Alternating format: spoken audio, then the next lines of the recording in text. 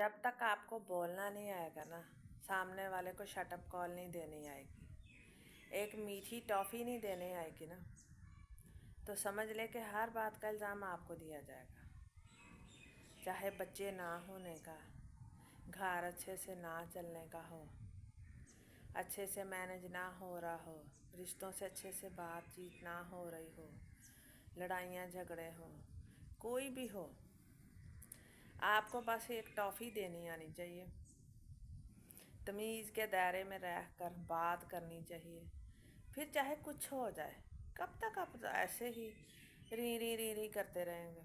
ہم اپنے بچوں کو تعلیم بچیوں کو اچھی دے لیتے ہیں، لیکن انہیں تمیز سے بولنا نہیں سکھاتے، اپنے لہجے میں کہاں کرواہٹ رکھنی ہے، کہاں تیز رکھنا ہے، کہاں دھیما رکھنا ہے، یہ کبھی نہیں سکھاتے ہیں۔